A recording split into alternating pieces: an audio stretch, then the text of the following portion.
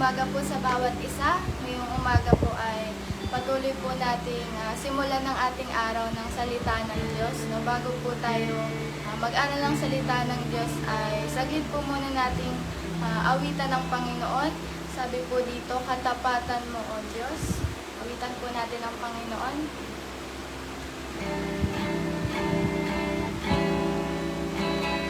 Katapatan niyo, O Diyos, tunay at dakila.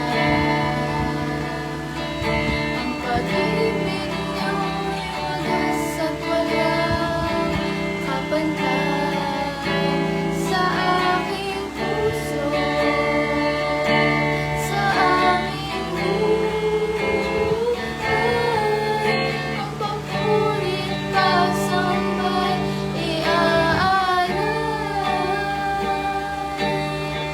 bukas, noon, ngayon, mapakailanman, luwalhatiin kayo. Sa umpisa po, katapatan niyo, O Diyos. Katapatan niyo, O Diyos, tunay at dakila. Ang pag-ibig niyo'y wagas at walang kapantay sa aming puso, sa aming buhay. Ang papurit pagsambay iaalay. Bukas, noon, ngayon, magpakailanman, luwalhatiin kayo, Panginoon, kay buti niyo. Panginoon, kay buti niyo sa amin. Kayo lamang, kayo lamang ang pangit kong sasambahin. Aawitan kayo, aawitan kayo, at pupurihin,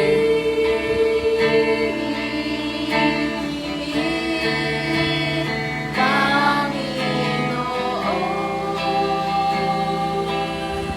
kay buti niyo sa amin. Minsan pa nga po sa umpisa, katapatan niyo, O Diyos, tunay at dakila. Ang pag-ibig niyo'y wagas at walang kapantay sa aming puso,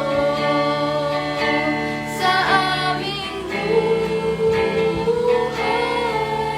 Ang papurit pagsambay iaalay.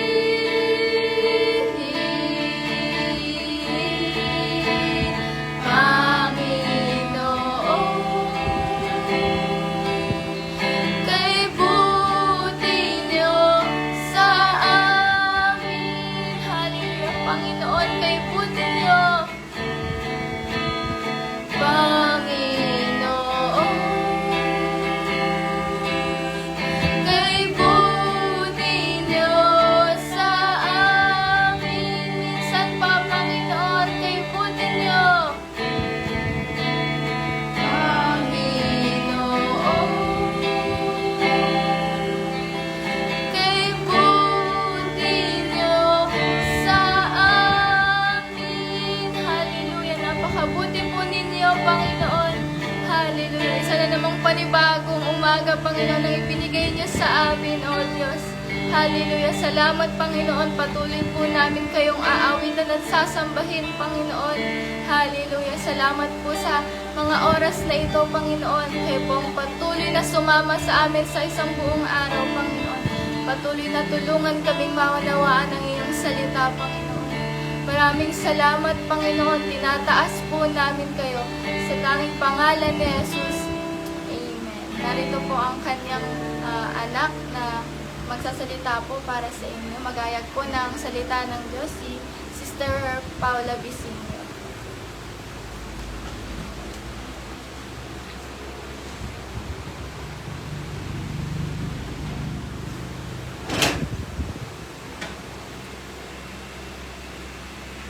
Praise God po, purihin ng Panginoon. Isang mapagpalang umaga po sa ating lahat.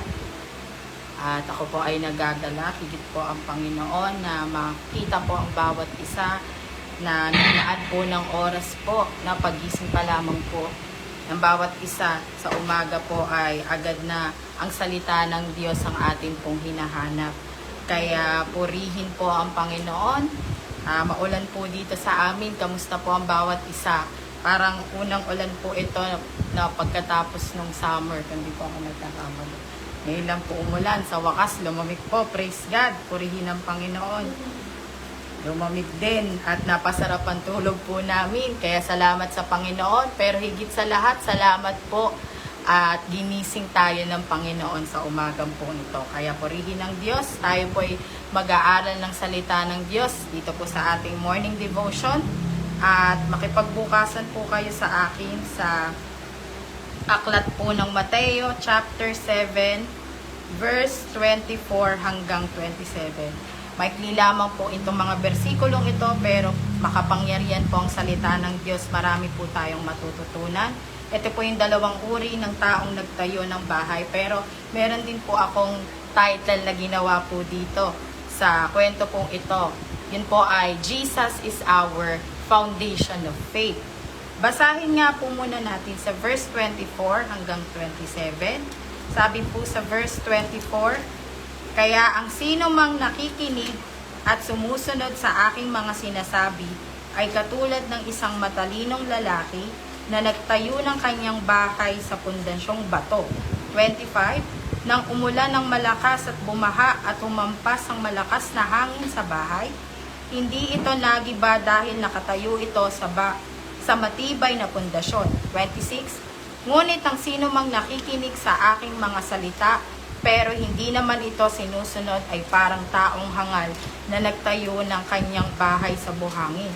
27 po, last, nang umulan ng malakas at bumaha at humampas ang malakas na hangin sa bahay, nagiba ito at lubusang nawasak. Salamat po sa Panginoon sa kanyang banal at makapangyarihan salita.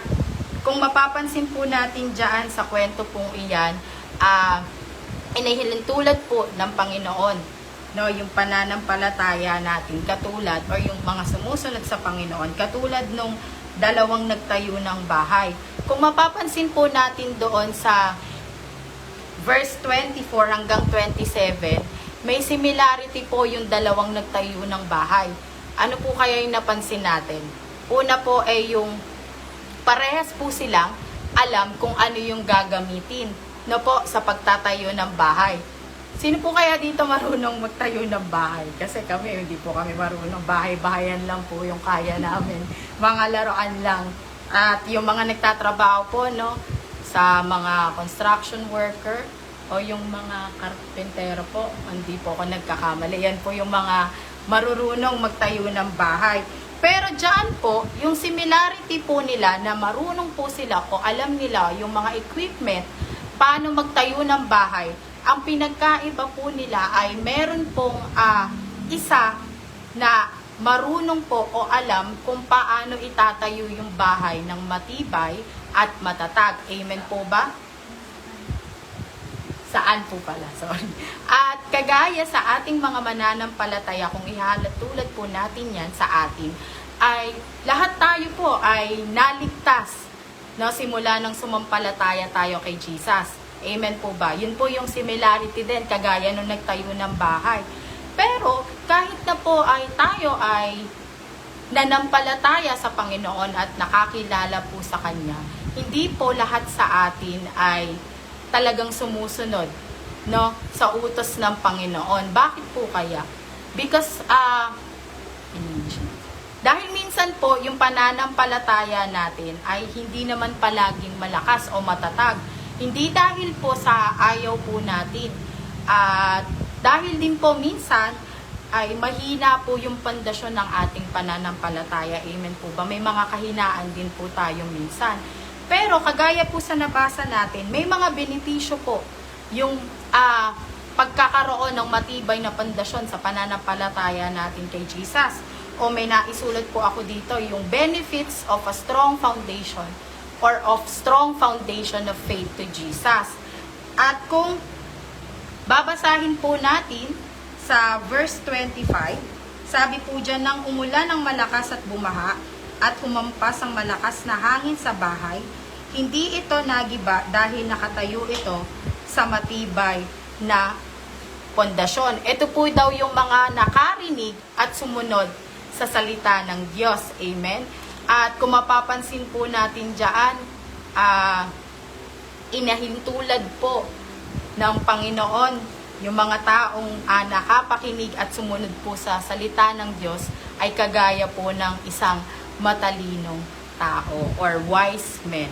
So yung yung wisdom or yung knowledge, yung katalinuhan at karunungan na nagmumula sa Panginoon ay isa rin po palang dahilan kaya po natin nararanasan yun ay dahil po sa sumusunod tayo sa Panginoon. Amen?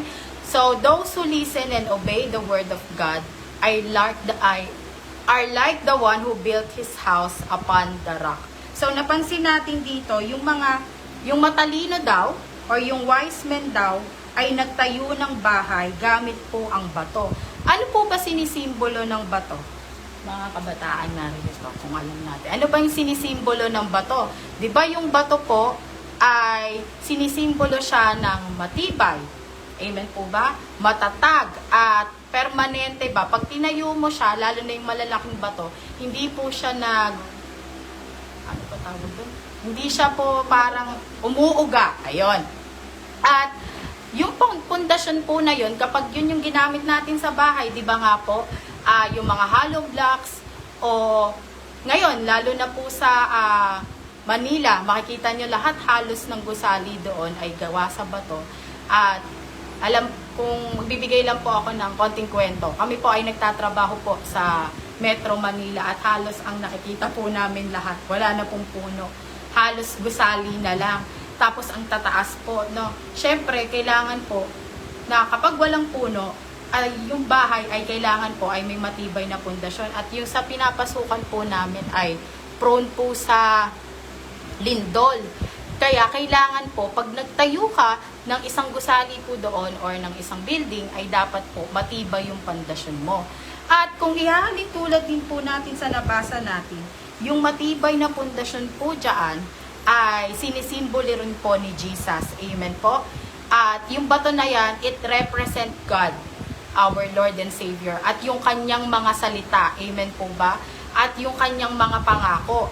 Kung bubuksan po natin sa Deuteronomy chapter 3 verse 4, ay 32 po.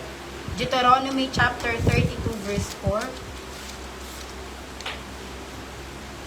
Sa panglimang bahagi po ng aklat. Ayan.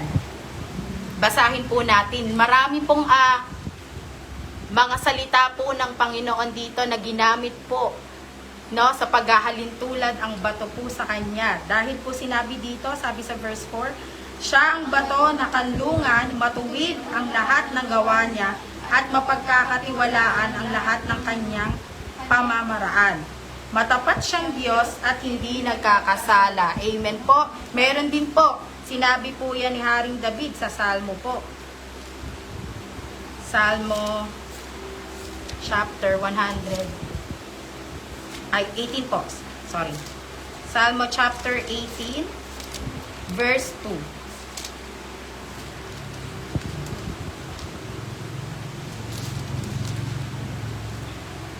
Yan, nahanap na po ba natin?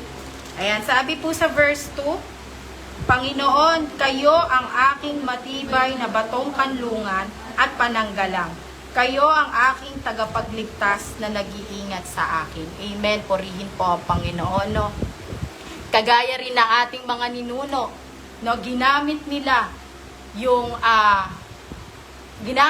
ang Panginoon bilang kalakasan nila dahil alam nila na kung sa sarili lamang sila aasa ay hindi nila magagawa yung mga pag-uusig o yung mga pagsubok na nangyari po. Alam naman natin na maraming pagsubok ang ginawa, no po, sa ating mga ninuno, kagaya po nila David, nila Moses, nila Jacob, nila Jose. Pero ang pananampalataya nila ay nanatiling matatag, firm and strong, dahil hindi lamang po sila lumapit sa Panginoon, kundi sinunod po nila ang Panginoon at ginawa po nilang matibay na kanlungan ng Panginoon. Kung naalala nga po natin, no, si Haring David, kada po meron siyang desisyon sa kanyang buhay o meron siyang gustong gawin, ano po ang una niyang ginagawa? Lumalapit muna sa Panginoon at inaantay niya rin po ang tinig ng Panginoon bago po siya kumilos. Kagaya rin po, di ba, ni Moses. Amen po ba? Amen. At dito po, nabasa rin po natin sa verse 25, no? Kung ihahalin tulad po natin yung sinabi po dyan, balik nga po tayo doon sa Matthew 7. Yan, sabi po dyan, nang umulan ng malakas at bumaha at humampas ang malakas na hangin sa bahay, hindi ito nagiba dahil nakatayo ito sa matibay na pundasyon. No, yung mga ano po diyan, bagyo, pagbaha, no? Yung mga unos ay kagaya rin po yan ng pagsubok natin sa buhay, no? Trials, tribulations, persecution po bilang mananampalataya, lalong-lalo na sa ating mga Kristiyano. Maraming temptation po, amen, na dumadaan sa atin na hindi naman natin inaasahan. At kagaya po ng bagyo at unos, dumadating po yan naturally sa atin. Amen po ba? Pero, kagaya po dito, ng bato, hindi po siya natitinag dahil po sa matibay na pundasyon. Amen? At kapag tayo daw ay sumusunod sa salita ng Diyos, at kapag tayo ay sumusunod sa ating Panginoon, alam po natin na meron tayong strong foundation dahil tayo ay sumandal sa ating Panginoong Yesus. Amen? Kagaya ng bato, mau-overcome po natin iyon, ang lahat ng bagay po at lahat ng pinagdadaanan natin dito sa mundong ito. Praise God po ba? Amen? Purihin ang Panginoon. At meron po naman dyan, kung babasahin natin sa verse 26 at 27, ito naman yung disadvantage ng mga mahihina yung pundasyon, no, ng pananampalataya. Sabi po sa verse 26, ngunit ang sino mang nakikinig sa aking mga salita, pero hindi naman ito sinusunod, ay parang taong hangal na nagtayo ng kanyang bahay sa buhangin. Nang umulan ng malakas at bumaha at tumampas ang malakas na hangin sa bahay, nagiba ito at lubusang nawasak. Amen? Medyo ano po, no? Parang masakit yung sinabi ng Panginoon. Hinahintulad po sa taong hangal na nagtayo ng bahay sa buhangin. Pero minsan talaga masakit ang salita ng Diyos. Pero bilang mananampalataya, alam po natin na ikabubuti po natin ito at para po sa ating ikalalago. Amen? At kung papaliwanag po yan, ang naisulat ko po dito, yung nakarinig daw po ng salita ng Diyos, ngunit hindi naman isinunod, ay parang alam po natin yan eh. Medyo na-experience din po natin yan minsan at alam nyo rin po, nakakalungkot din dahil marami po akong nakikita sa social media, no? Lalo na sa totoong buhay po, no? Na paano sila mag-post sa Facebook, sa iba't ibang social media na yes, pinopost nila, kiniklaim nila na nananampalataya sila kay Jesus, nagpo-post din sila ng mga scriptures, nagpo-post sila palagi na umaattend sila sa mga churches, at minsan may nakikita pa nga po ko na sobrang devoted po Nung mga nakita ko, nagtitirik na po ng mga kandila sa iba't ibang lugar. May mga pictures na po, no, ng mga litrato po ng ating Panginoon. Pero alam naman po natin na ang Diyos ay Espiritu. Amen po ba? Na ang sino mang sumampalataya sa Kanya ay dapat po sumampalataya sa Espiritu at katotohanan. Spirit and in truth lamang po. Amen? Pero, yun nga po, nagpo-post sila ng mga Bible verses. Lagi nilang sinasabi na nananampalataya sila sa ating Panginoon. Pero, lalo na sa mga kakilala po natin, may iilan. Pero hindi po natin nakikita yung application, no, ng salita ng Diyos sa kanilang buhay. O parang hindi naman natin nakikita na, parang hindi naman to, parang hindi naman ganyan yung sinabi ng salita ng Diyos. Minsan, kagaya po nito, halimbawa na lang po sa ating mga magulang, no, minsan, kapag inutusan yung mga anak na, uy, magugas ka nga ng plato, anak, narinig lamang po, pero hindi naman talaga sinusunod. Marami pong mga magulang na nakaka-experience po yan, no? Yung kahit ilang beses mo nang sabihin, umoo pa nga po opo, pero hindi naman ginagawa. Ganyan din po tayong mga mananampalataya, amen? Yung minsan nababasa natin na yung salita ng Diyos, o minsan pa nga parang cherry picking. Pag maganda yung sinasabi ng Panginoon, may pagpapala, amen, dun po natin susundin, ganito yung gawin mo. Pero pag nabasa na natin yung salita ng Diyos, o sinasabi rin po minsan ng ating mga pastor kapag nagsisermon sila na, daranas tayo ng paghihirap, pag Kristiyano ka, mahirap talaga ang mangyayari sa'yo, maraming pagdadaanan, marami kang pagsubok, parang, ay, hindi na sa akin yan. Pero pag pagpapala, ay, akin yan, kukunin ko yan, susundin ko yan. Pero pag sinabing, humayo kayo, mangaral kayo ng salita ng Diyos, ay, hindi, sa inyo po yan. Minsan po, ganun po yung ano natin napapa-atras tayo. Bakit po? Kasi minsan po ay humihina yung ating pananampalataya. Bakit? Dahil po, hindi talaga natin minsan nasusunod yung salita ng Diyos. At kagaya po dito, sa nabasa natin sa verse 26 and verse 27, hearing without obedience is self-deception. Amen? At kapag walang application po sa ating buhay, wala ring resolution o wala ring katugunan. Kagaya ng buhangin, magiging unstable tayo sa ating pananampalataya na kapag mayroong pagsubok o may mga tukso na lumapit sa atin, dahil alam po natin yung meron tayong kalaban sa ating sarili, yun yung laman natin at yun yung mga tukso. At hindi po pwedeng magsabay o hindi pwedeng magkasundo ang banal na spirito at yung laman natin dahil hindi po talaga sila magkakasabay, magkaiba po sila ng layunin. Amen?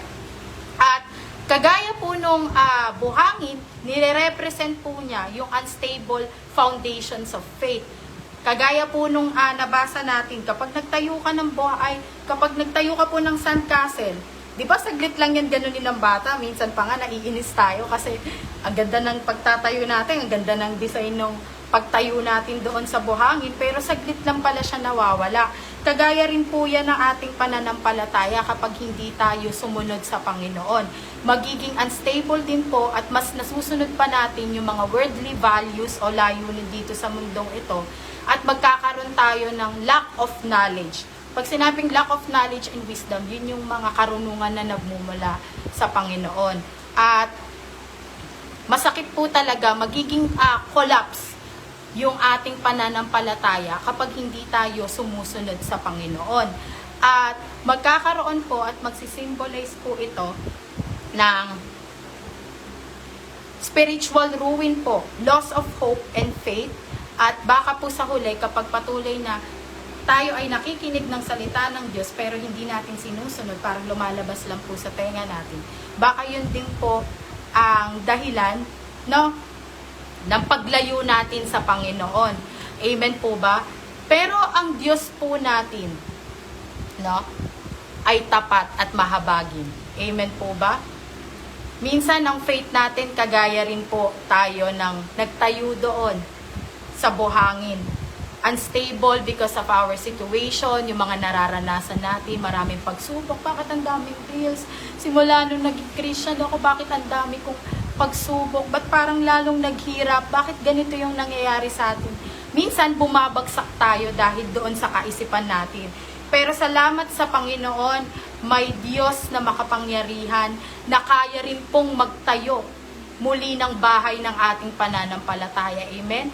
Kagaya po natin, mahina tayo, natutumba, we were stumble sometimes, natitisod, pero ang Panginoong Diyos, tandaan natin kapag ginawa natin siyang, humingi tayo ng tulong sa Panginoon at ginawa natin siyang matibay na kanlungan, kagaya po ng buhangin, matibay na sandigan, kagaya po ng buhangin ay itatayo niya rin po at higit pa doon, dahil ang Panginoon ang nagtayo, siya po ang magbibigay ng matibay na pundasyon sa atin. Amen?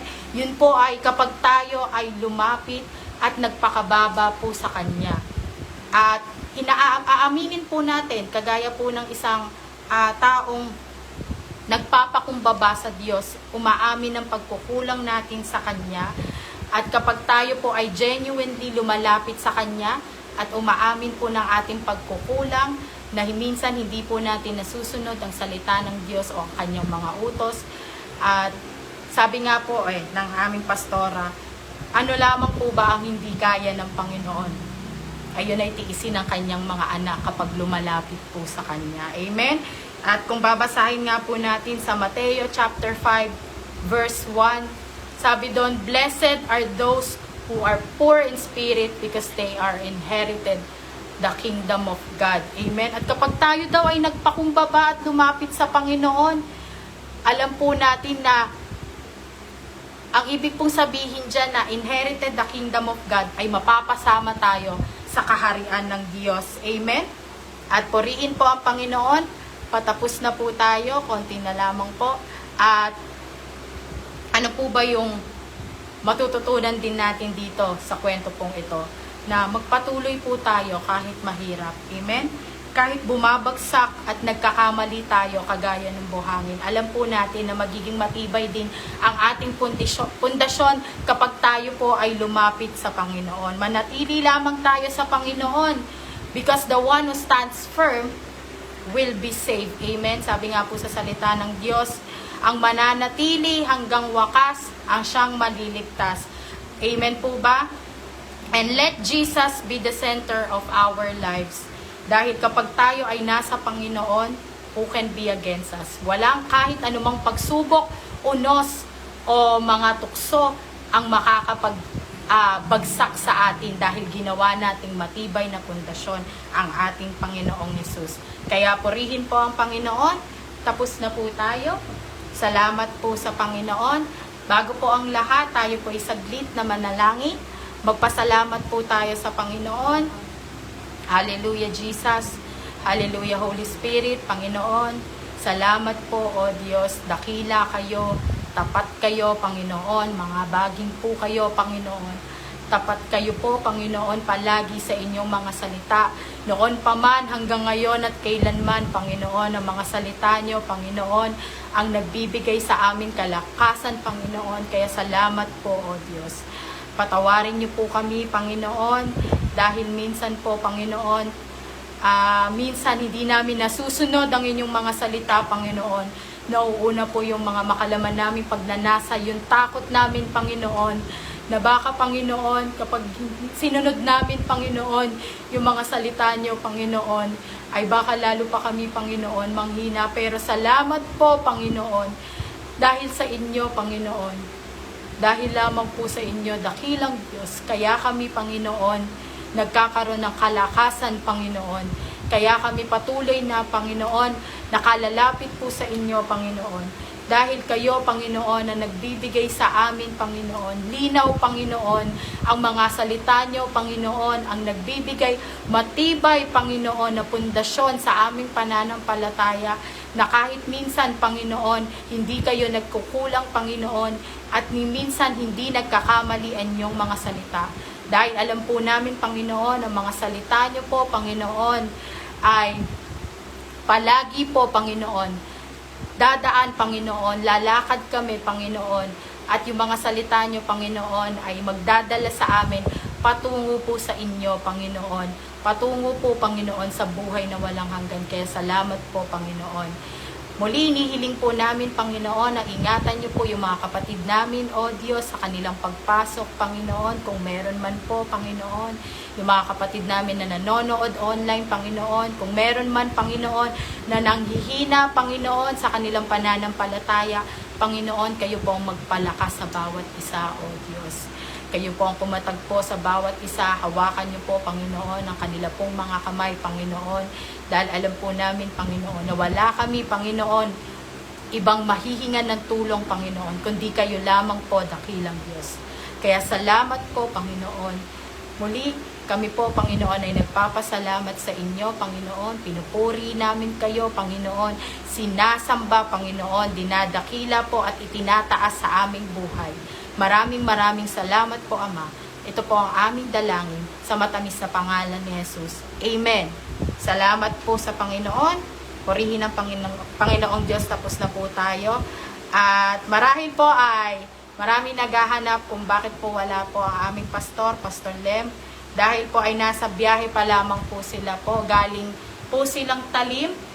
At pabalik pa lamang po sila sa Cavite. Kaya hindi po sila makakaabot po sa devotion. Kaya salamat po sa Panginoon. Ingatan po ng Panginoon ang bawat isa. Gayon din po ang aming pastor na nasa biyahe pa lamang po. At hindi po namin alam kung nakasakay na po sila ng bangka. Kaya po wala pong signal po doon. Kaya ay meron po pala. Pero baka po kasi putol-putol. Kaya po kami po ang nag-devotion po ngayon. Kaya salamat po sa Panginoon. Purihin po ang dakilang Diyos. Praise God.